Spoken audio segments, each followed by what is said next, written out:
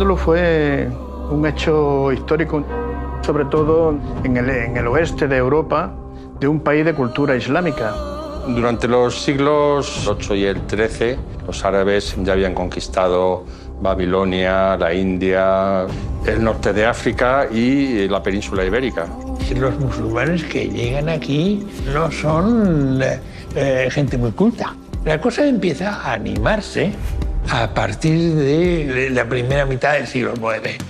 Entonces empiezan a llegar libros de Oriente. Y es el principio de cuando la ciencia se empieza a desarrollar en Al-Ándalus, que es básicamente la segunda mitad del siglo X. En Al-Ándalus hubo un renacimiento cultural brillante que duró mucho tiempo porque representó una puerta de entrada de un gran conocimiento que se había abandonado en Occidente y que fue rescatado a través de la civilización islámica. Este desarrollo de las ciencias que se produjo en la península ibérica a partir del siglo X ocurrió en todo Al-Ándalus. ¿Qué ciudades apostaron por este interés en el saber y el conocimiento? Toledo en el siglo XI era un crisol.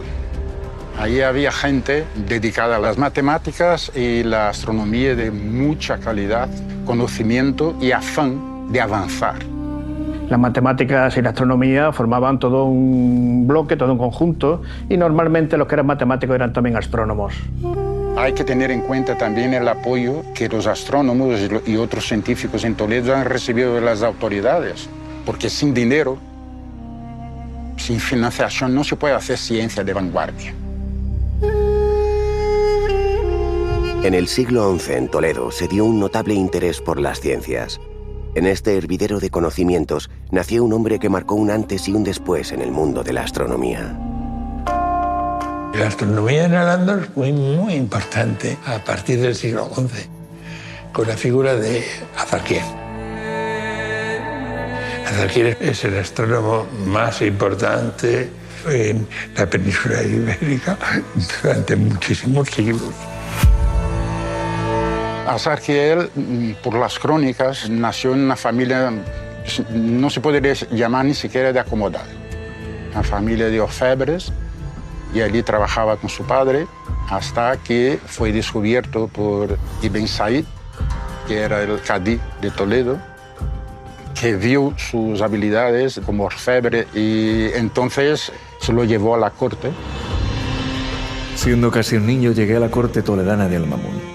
Al principio no era más que un cincelador de metales, pero poco a poco, prestando atención a los maestros y preguntando mis inquietudes a los astrónomos, conseguí con los años adquirir unos conocimientos que se ganaron el respeto de los sabios de Toledo. Azarquiel es un astrónomo esencial en la Escuela de Toledo, es un autodidacta que además su legado fue incorporado después en el libro de la sabiduría de Alfonso X el Sabio, con lo cual ha llegado hasta nosotros. A mi juicio, el legado de Azarquiel hoy día tiene mucha relevancia histórica. ¿Qué descubrió Azarquiel? ¿Cuál es su legado? ¿Cómo consiguió un cincelador de metales convertirse en uno de los astrónomos más importantes de la historia de la península ibérica?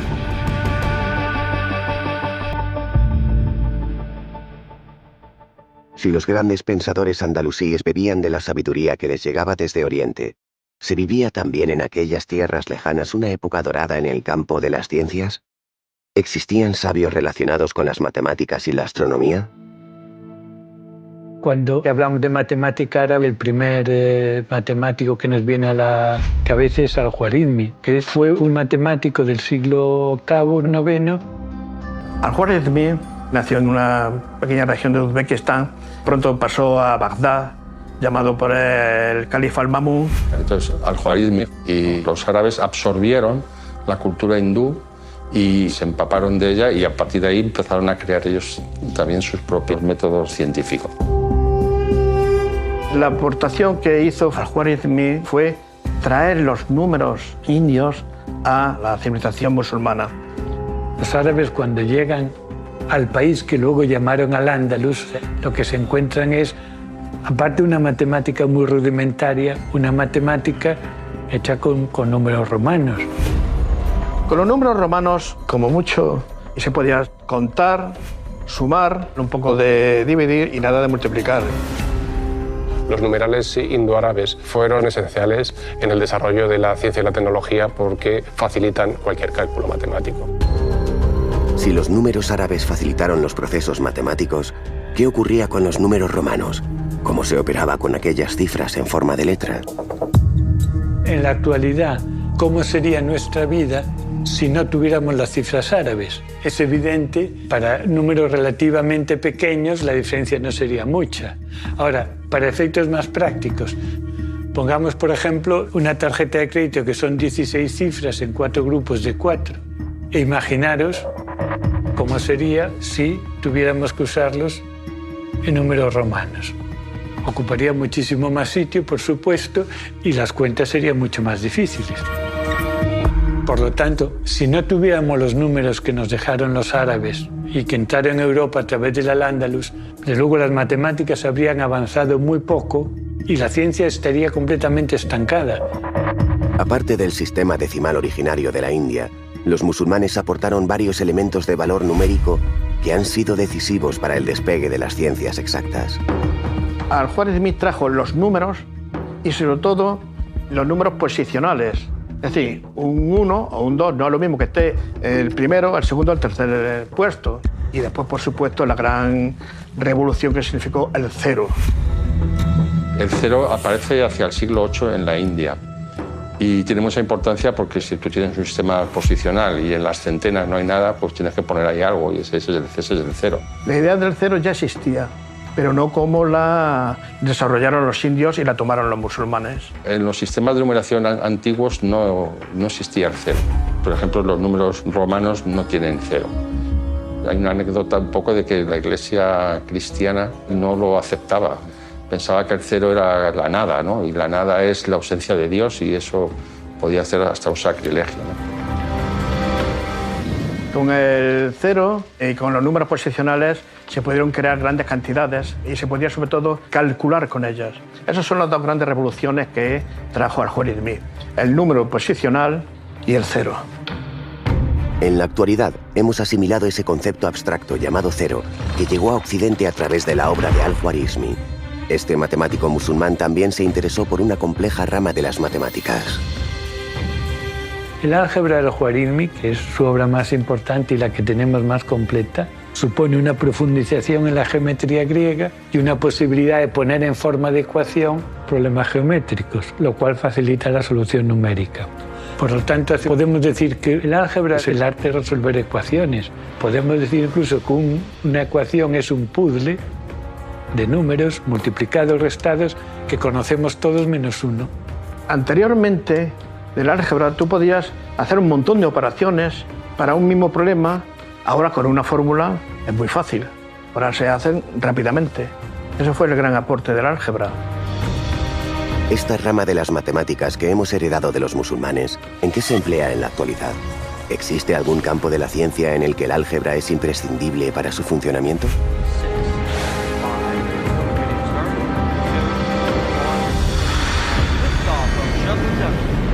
El álgebra permite poner un satélite en órbita para que llegue al lugar preciso donde queremos ubicarlo.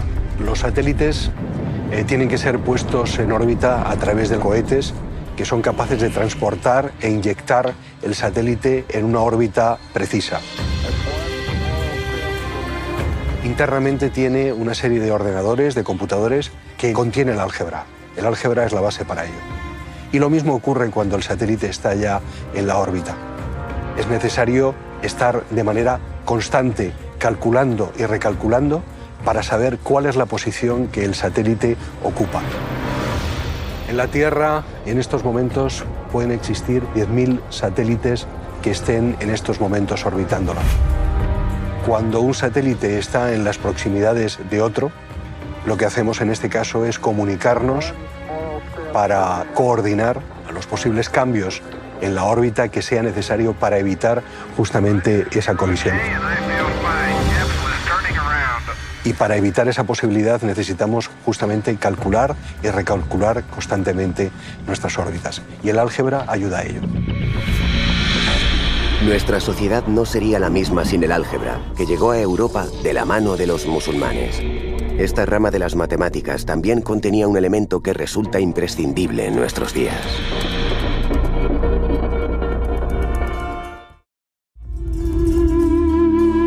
El álgebra es una rama de las matemáticas que se ocupa de las ecuaciones, pero en el álgebra hay algoritmos también. Un algoritmo se puede definir como un conjunto de reglas que, aplicadas a unos datos, en un número finito de pasos llegan a un resultado y resuelven un problema. Es como un manual de instrucciones, tú vas leyendo la primera instrucción, segunda instrucción, tercera instrucción, pues todo eso lo condensa en una fórmula, un algoritmo. Los algoritmos provienen de muy diversas fuentes, ciertamente algunas muy antiguas, Egipto, Babilonia, la Grecia clásica y, por supuesto, también la matemática hindú. Esas fuentes, aproximadamente en el siglo VIII o IX, fueron recogidas y unificadas por los matemáticos árabes del califato de Bagdad. El nombre algoritmo se debe al matemático Muhammad al-Khwarizmi. Su apellido se latinizó como algoritmi, con lo cual los cálculos se hacían a la manera algorítmica y, por tanto, de ahí viene la palabra algoritmo. En Al-Ándalus, los algoritmos se usaban para predecir el movimiento de los planetas o las fases de la Luna, pero también la actividad comercial supone efectuar cuentas aritméticas mediante algoritmos y también para llevar la contabilidad de sus actividades económicas. Los algoritmos en la actualidad están por todas partes, ¿no? Por ejemplo, nuestro teléfono móvil, que está lleno de aplicaciones. Cada aplicación es un compendio de algoritmos. O sea que hoy en día todo está basado en algoritmos. Hasta cuando enciendes el microondas o el automóvil, no podríamos vivir sin los algoritmos. Los avances de nuestra sociedad están estrechamente ligados a los algoritmos. Estas funciones matemáticas se encuentran en cualquier objeto diseñado por la industria tecnológica. Estamos en el interior de un vehículo autónomo sin ninguna intervención de un conductor humano. En todo momento, los algoritmos situados en el autobús monitorizan su ruta predefinida a base de comprobar su posición vía satélite. Se encargan de avisar que se está acercando una parada, los que controlan la frenada y la detención del vehículo, los que controlan el rearranque y, en general, los algoritmos son los que permiten reaccionar al vehículo ante cualquier incidencia que se pueda producir a lo largo del recorrido. Un elemento importante del control del vehículo es su comportamiento ante, por ejemplo, los pasos de cebra, ya que en ellos suele haber peatones que pueden cruzar la calzada justamente cuando el vehículo se acerca. Los algoritmos detectan que esas personas se encuentran cerca del paso de cebra y aminoran la velocidad del vehículo y, si llegara el caso, llegarían a detenerlo totalmente. Los andalusíes también aplicaban las ciencias exactas en su día a día. Además, se valían de un curioso artilugio que realizaba complejas operaciones matemáticas. El astrolabio es un instrumento de medida que nos sirve para orientarnos con respecto a las estrellas, con respecto al cielo. El astrolabio es una calculadora analógica. Es decir, es el instrumento que utilizaban astrónomos, médicos, para calcular problemas relacionados con la determinación de la hora y con la posición del Sol. Y también nos sirve para medir ángulos entre las posiciones de las estrellas y predecir las posiciones de los planetas en el cielo. Además, en el mundo musulmán existían varias aplicaciones dentro del ámbito religioso que tenía el astrolabio. Entre ellas, la más importante era determinar las horas de los rezos, la dirección de la Meca y el inicio y final del Ramadán. El origen del astrolabio está en Alejandría y su zona de influencia, es decir, todo lo que es el Próximo Oriente. Este instrumento llega al Andalus a mediados del siglo X y de ahí se expande por toda Europa. El astrolabio fue un instrumento muy usado en Al-Ándalus en siglos posteriores. ¿Cómo funcionaba? ¿Era complicado su manejo? Esto es un astrolabio latino del siglo X, que es la traducción de un astrolabio árabe. Este instrumento tiene el inconveniente de necesitar una lámina específica para cada latitud. esta parte del instrumento es llamada la madre, en cuyo interior se colocan las láminas. Por ejemplo, aquí la notación alfanumérica lleva una M, que en árabe es el mim, que vale 40, la A es el alif, que vale 1, y la L es el lam, que vale 30. Por tanto, te está diciendo que la latitud es 41 grados 30 minutos. Esa es la latitud de Barcelona. ¿Cuál es la función de esto? Pues si quisiera averiguar la hora del día, necesitaría en primer lugar utilizar el calendario del dorso. Por ejemplo, si tenemos una estrella determinada en el horizonte, la apuntaremos a través de las dos pílulas de mira. Y entonces este arco nos marcará la altura de la estrella en un momento determinado. Haciendo coincidir la alidada con la fecha del mes y el día que corresponda, me dará la hora aquí. Y este tipo de instrumento fue muy popular en toda la Europa medieval porque no es complejo y laborioso de utilizar. La utilización del astrolabio permitía a los marineros guiarse cuando navegaban próximos a la costa y en tierra conocer el día y la hora. Pero este artilugio tenía otra utilidad relacionada con las matemáticas. El astrolabio es el instrumento que se utilizaba en Al-Ándalus en la época medieval para la medida de alturas. Su uso era muy extendido para ingeniería civil, arquitectura, etc. Por ejemplo, medir la altura de las murallas, porque se necesitaban unas escaleras para encaramarse en la muralla y asaltar la ciudad. Y estas escaleras tenían que tener una longitud determinada. Si eran demasiado cortas, se quedaban a mitad, y si eran demasiado largas, se podían empujar hacia afuera. El astrolabio podemos decir que fue el punto de partida en el desarrollo de las técnicas de construcción de instrumentos topográficos. En cierto modo podemos ver el astrolabio como el antepasado del teodolito. Ha sufrido un proceso de evolución, pero la base es común. Resulta sorprendente saber que hace más de 1000 años un solo instrumento pudiera realizar complejas funciones matemáticas, astronómicas y topográficas. El sabio Azarquiel dio un paso de gigante al perfeccionar aquel astrolabio, creando un artilugio mucho más sofisticado.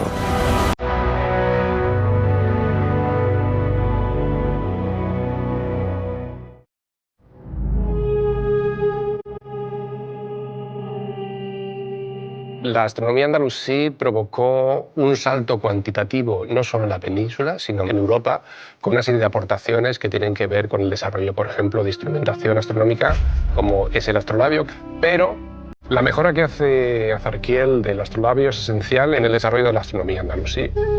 Llevó más de media vida utilizando astrolabios, un artilugio que susurra secretos de las estrellas, un ingenio imprescindible para cualquier astrónomo. Pero mi querido y familiar astrolabio es imperfecto, como cualquier mortal. Por la gracia de Alá, he conseguido crear un nuevo artilugio que lo mejora y supera. La zafea de Azarquiel se puede utilizar para cualquier latitud y eso tuvo un desarrollo espectacular en Europa. Era superior porque con una sola lámina hacías todo el trabajo. La mejora que hace Azarquiel del astrolabio es esencial porque tenía una nueva parte móvil que permite el uso del astrolabio en cualquier localización. La zafea impactó mucho más en el mundo astronómico que entre el público en general, porque era un instrumento universal, más versátil, pero más difícil de manejar. Entonces convivieron, pero la zafea no tuvo el impacto en la sociedad que tuvo el astrolabio. Azarquiel, con la invención de la zafea, se ha ganado el respeto de sus colegas astrónomos, pero no solo aquí en el Al-Ándalus. Fue la primera vez que el trasvase de conocimiento ha cambiado de sentido. Antes venía de Oriente hacia Occidente y con los trabajos de Azarquiel, pues que cambió el sentido. Ya él penetraba en Oriente. Tanto la zafea como el astrolabio eran artilugios capaces de determinar el punto exacto donde se encontraban los marineros cerca de la costa o el lugar donde se situaba un fiel con respecto a la Meca. De esta manera, ¿podríamos definir a estos objetos como antiguos sistemas de posicionamiento? Podemos decir que la zafea es un sistema universal de posicionamiento, un GPS, en lo que respecta a la posición norte-sur, en la determinación de la latitud. Y eso es un avance impresionante.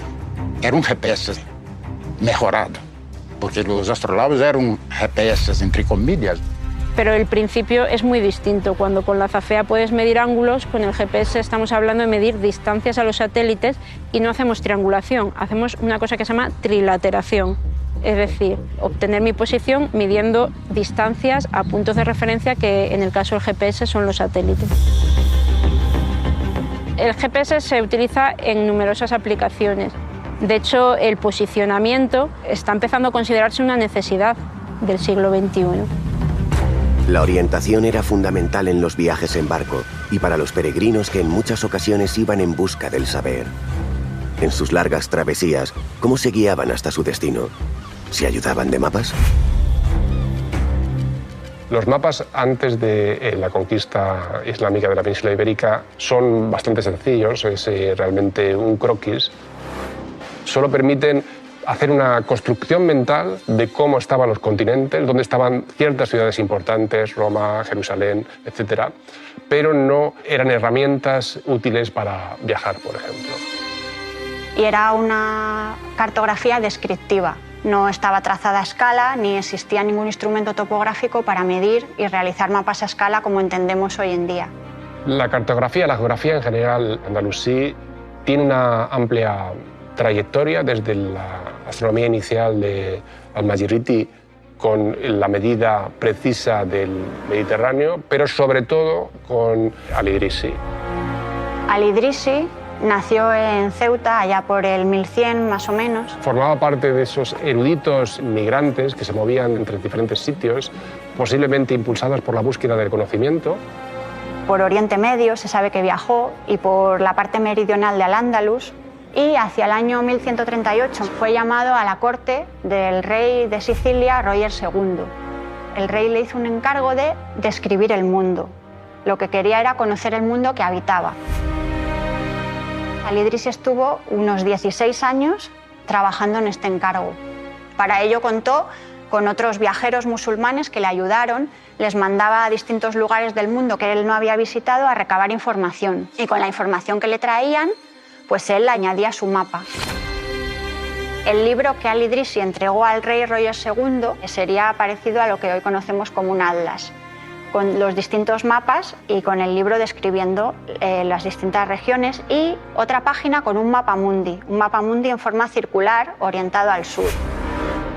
No se sabe a ciencia cierta por qué los musulmanes orientaban sus mapas al sur, sus mapamundi, pero existen varias teorías. Una podría ser que cuando los pueblos árabes empezaron a expandirse, la mayoría habitaban en el norte de la Meca. Entonces, para rezar hacia la ciudad santa, pues tenían que orientarse al sur. Entonces, su dirección sagrada era la dirección al sur. La cartografía, la geografía del momento en el mundo musulmán, en el mundo andalusí, tenía unos detalles técnicos, una calidad, una sofisticación sin parangón en el mundo cristiano. A través de los siglos, los mapas han sufrido diferentes transformaciones hasta llegar a ser representaciones muy precisas de la realidad, tal y como sucede hoy en día. ¿Cómo se realizan estos mapas? ¿Ha quedado alguna huella de los métodos que utilizaba Al-Idrisi? Hoy en día, para cartografiar el territorio, se utilizan fotos aéreas o tomadas desde satélite. Se juntan varias fotografías para formar las ortofotografías y formar un mosaico de la zona que quieres cartografiar. El proceso de elaboración de una ortofotografía, desde el punto de vista de superposición de elementos unitarios, sí se podría de alguna forma asimilar al proceso que siguió Al-Idrisi cuando constituyó en unidades más pequeñas su mapa, guardando las distancias porque las escalas son completamente diferentes y bueno, es una forma bastante común de realizar cartografía, ¿no? Por hojas o por unidades pequeñas, si quieres sacar el territorio a más escala, cada vez con más detalle. Mapas como el de Al-Idrisi cambiaron la concepción del espacio y guiaron a viajeros por las tierras hasta aquel momento conocidas. ¿Pero solo se ayudaban de los mapas o utilizaban algún otro método para alcanzar sus destinos?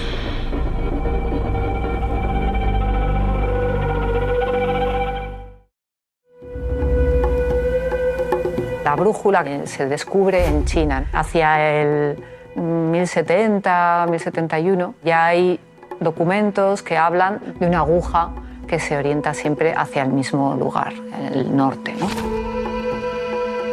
La llegada de la brújula al Andalus fue en los años 1290 y bueno, pues en esta época la navegación era algo muy tosco, muy rudimentario, entonces la brújula significó un gran avance.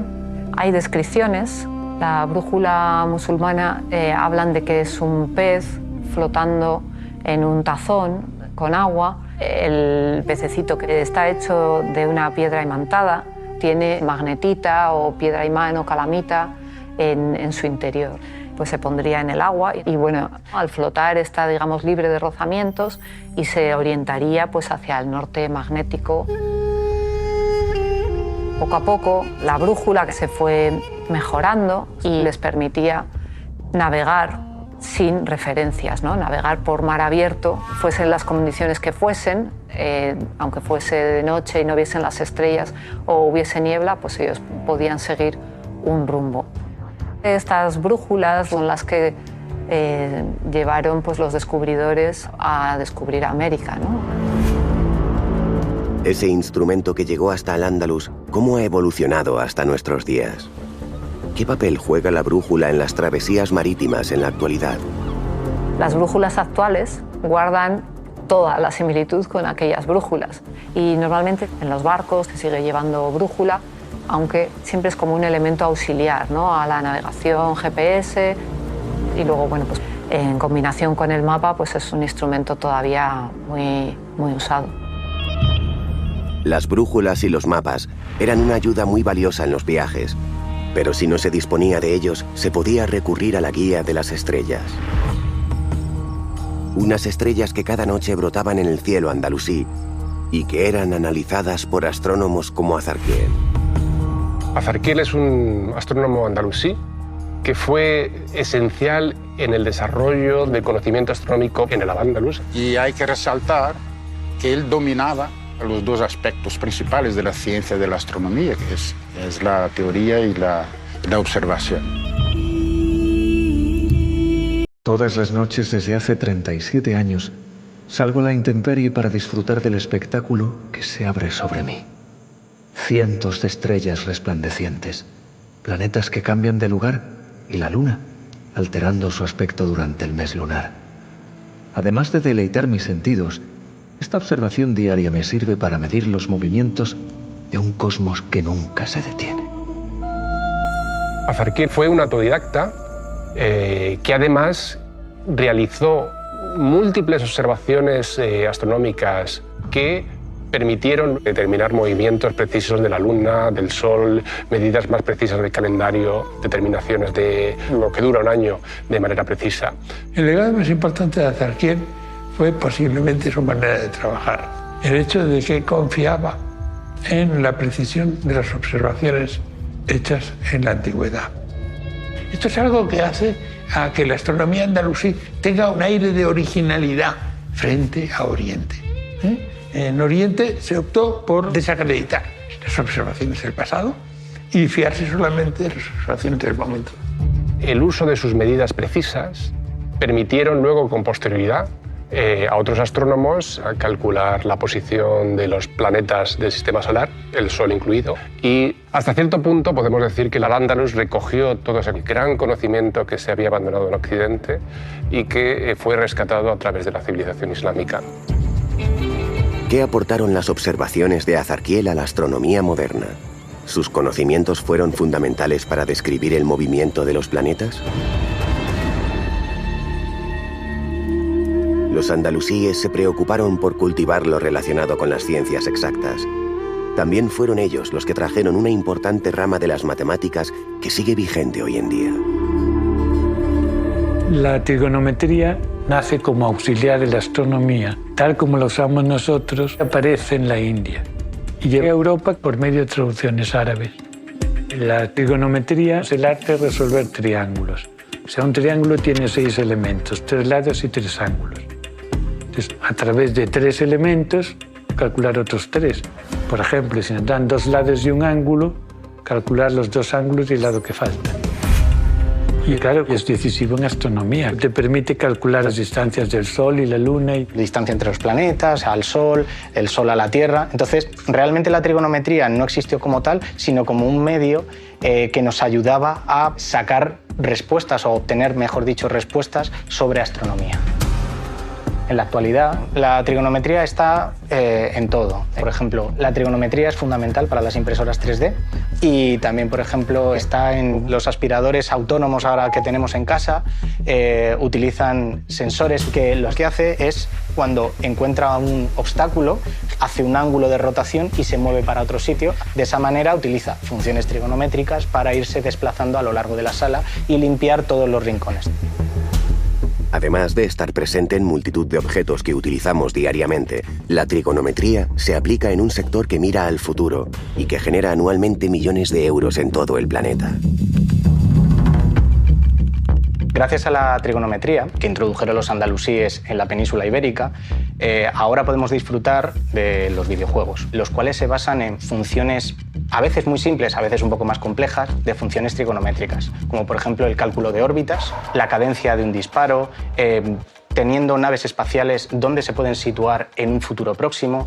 Otra de las aplicaciones que ahora mismo está muy en auge es la realidad aumentada y la realidad virtual. La cantidad de aplicaciones que tiene la realidad virtual son múltiples y variadas. Y por supuesto, si no tuviéramos la trigonometría, sería imposible llevar a cabo la visualización y los cálculos matemáticos que van por detrás en estos dispositivos.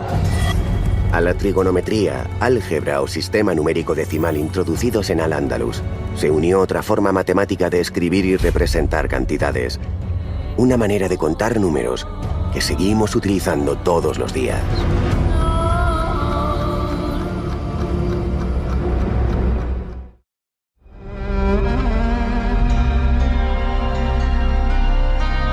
El sistema sexagesimal fue introducido en la península por los árabes hace más de 1000 años.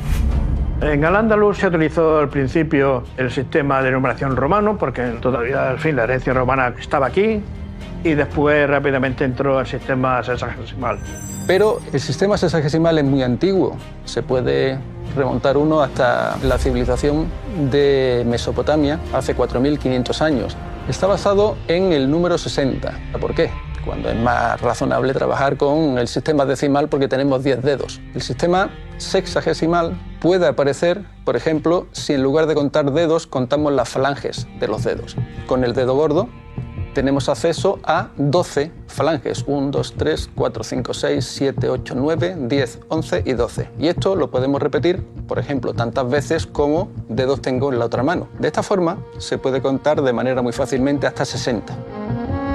Y eso fue lo que hizo que fuera tan popular el sistema sexagesimal babilónico. De hecho, todavía pervive, no solamente en geometría, los 360 grados de la circunferencia, sino también en las horas. Parece estar relacionado con el hecho de que dentro de una circunferencia se puede inscribir un hexágono. Este polígono se puede dividir a su vez en 6 triángulos equiláteros. Si estamos utilizando el sistema sexagesimal, un ángulo debería poderse subdividir en 60 unidades. Precisamente eso es lo que ocurre. En un triángulo equilátero, los 3 ángulos iguales tienen 60 grados. Al estar formando 6 de estos triángulos, 6 por 6, 360 grados. Es decir, una hora tiene 60 minutos y un minuto tiene 60 segundos. De ahí el sistema sexagesimal. Además de medir el tiempo, ¿este sistema de numeración tiene otros usos importantes en la actualidad? El sistema sexagesimal tiene bastantes aplicaciones en la actualidad y quizá la menos esperada es en criminalística. Por ejemplo, aquí tenemos una fotografía ficticia de un compañero en la que aparece "estoy secuestrado". La policía procede a analizar la información disponible en la propia fotografía. Lo importante de esto es que aparecen varios sitios que son reconocibles. Tenemos el Pirulí, tenemos la Torre de Colón, tenemos el edificio de Telefónica. Esto nos permite trazar ángulos que unen directamente estos hitos con el foco de la imagen. Lo importante es que estos ángulos los traspasamos sobre el mapa y entonces el único punto del plano en el que se forman estos ángulos sería el lugar desde donde se ha tomado la fotografía.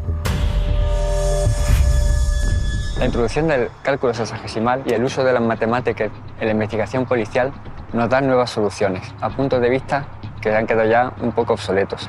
En el caso de la balística, podemos determinar, por ejemplo, la altura, el grado de profesionalidad que tenga una persona que realiza unos disparos, o incluso la distancia y el ángulo desde donde fue disparado ese proyectil. Por ejemplo, este caso que se muestra es una persona que tiene un orificio de bala con un ángulo muy pronunciado, determinado por su orificio de entrada y el de salida. Tal como se estaba estudiando, parecía que el disparo había sido realizado muy cercano, pero las pruebas forenses determinaban que no, porque no tenía muestras de pólvora dentro del cuerpo. Entonces, a partir del cálculo sexagesimal, se llegó a la conclusión siguiente. El disparo había sido un disparo accidental. La persona había disparado sin querer, había rebotado en el techo y al rebotar el ángulo de incidencia formado entre el inicio desde el proyectil, el techo y el ángulo de incidencia sobre el cuerpo sí coincidían con la teoría. De hecho, ese ángulo determinó la diferencia entre ser un homicidio imprudente o un asesinato. Podemos llegar a la conclusión de que muchos casos que pueden parecer en un principio irresolubles tienen una solución gracias a las matemáticas y el análisis a partir del cálculo sexagesimal que introdujeron nuestros antepasados árabes. En la resolución de determinados casos, la policía emplea el sistema sexagesimal, un método matemático que también fue utilizado por sabios como Azarquiel para realizar sus mediciones astronómicas, unos cálculos que tuvieron muchísima relevancia en la época andalusí.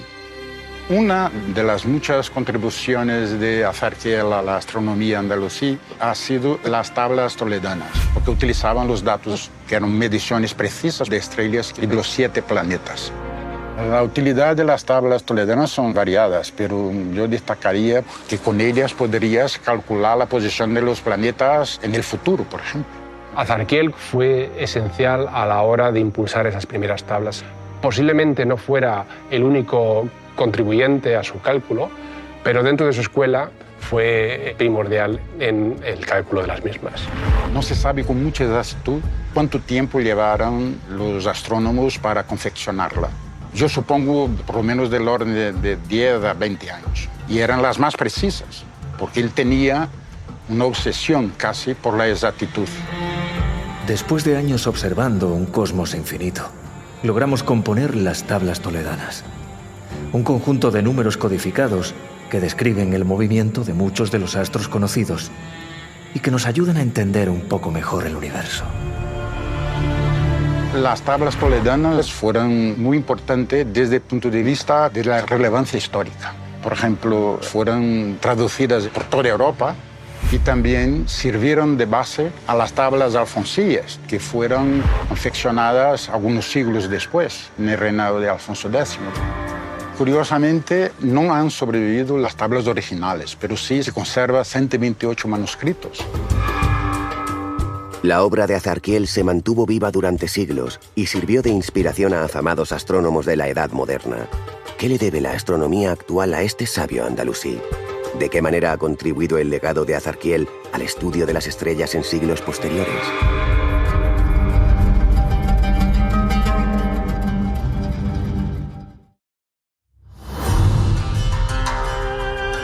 Además de Azarquiel, hubo otro sabio musulmán que logró hacer unas mediciones astronómicas asombrosas. Un hallazgo que aún hoy sigue sorprendiendo a los científicos del siglo XXI. Definir al-Battani es muy complicado porque fue un erudito en muchos ámbitos, pero destacó sobre todo en la astronomía.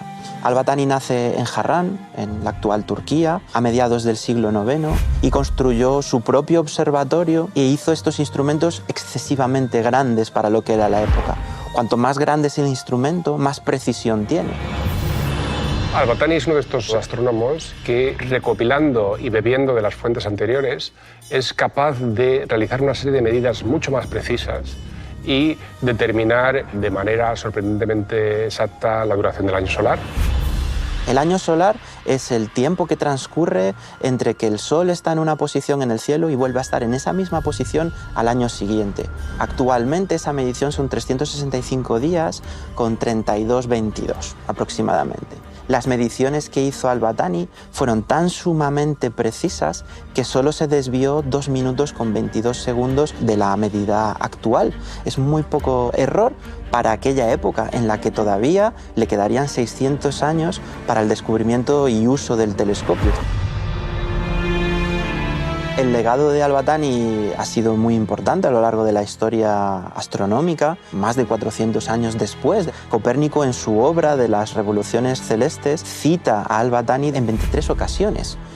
Le dan las gracias a este personaje por todo el trabajo previo que había hecho. Aquellos sabios de la Edad Media sabían cómo interpretar el cosmos que se abría ante sus ojos. Todas las noches podían estudiar los miles de astros que componían el firmamento. ¿Sabían cómo ubicarlas en la bóveda celeste?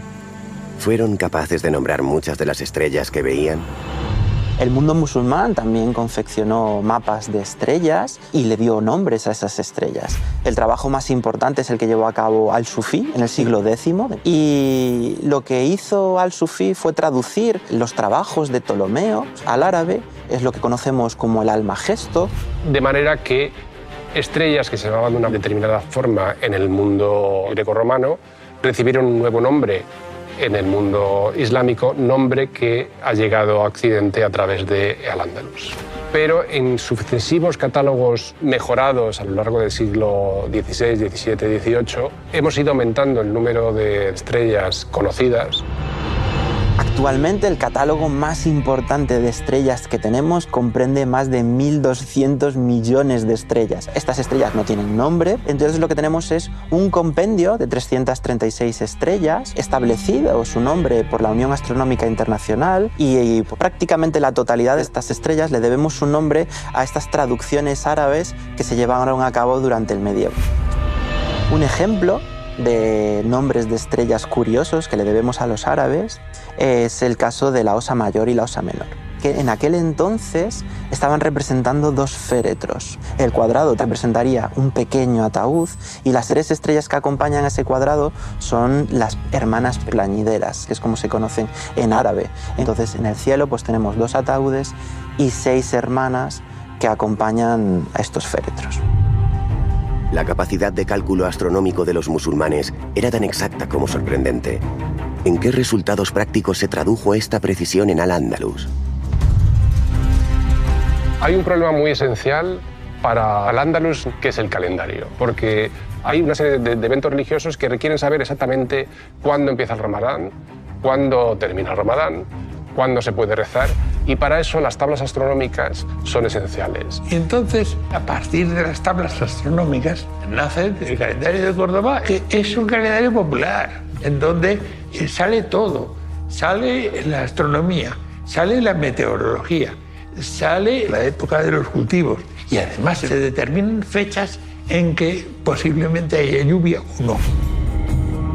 En la actualidad existen calendarios similares, por ejemplo el llamado el zaragozano, o en Cataluña el calendario del Pagès, en donde te encuentras una combinación de datos astronómicos: a qué hora sale el sol, a qué hora se pone el sol, cuándo sale o se pone la luna, si hay algún eclipse te lo dirá. Y esto es una tradición andalusí. El universo fue el escenario de la investigación y estudio de muchos sabios andalusíes. Con sus observaciones, cálculos y mediciones, lograron describir un cosmos que está en constante movimiento. Azarquiel tenía una preocupación excesiva por la precisión. Entonces, por ejemplo, al estudiar la Luna, ha llevado 37 años observando. Eso corresponde a más o menos la mitad de su vida. Mientras el Sol, 25 años. Además de observar la Luna y el Sol, un planeta ha estado más en mi cabeza que en el cielo. Mercurio no se encuadraba en mis cálculos ni en mis pensamientos. Un planeta que se movía a su antojo como un niño desobediente. Por la gracia de Alá, he conseguido hallar respuesta a este singular misterio. En el caso de Mercurio, Azarquiel calcula 2 movimientos circulares, es decir, el planeta se mueve sobre un pequeño círculo llamado epiciclo, cuyo centro se mueve a su vez por un círculo mayor, que es el deferente. La interpretación no circular de la órbita de la deferente de Mercurio, que hace Azarquiel representan una ruptura de cómo se interpretaban los movimientos de los planetas hasta ese momento. ¿Qué es lo que hace Azarquiel? Fue la primera vez en la historia de la astronomía en que se utiliza una curva no circular en un modelo tolemaico. Desafortunadamente no tuvo un eco inmediato. No fue hasta principios del siglo XVII que Kepler rompe con esa imagen circular y consigue definir las órbitas elípticas alrededor de un punto común cercano al Sol. Si Azarquiel tuvo un efecto directo o no directo es muy difícil saberlo. Yo creo que ha sido un paso adelante, de atreverse a salir de la prisión de las esferas. Por eso le considero el mayor y el mejor astrónomo que ha pisado las tierras de España. Azarquiel fue uno de los muchos sabios que contribuyeron a ese esplendor de la astronomía que se vivió en Al-Ándalus. Este hombre de ciencia sigue siendo recordado en su Toledo natal. En la Luna, un cráter lleva su nombre. Los andalusíes ya utilizaban algoritmos, conocían la trigonometría y el cálculo sexagesimal.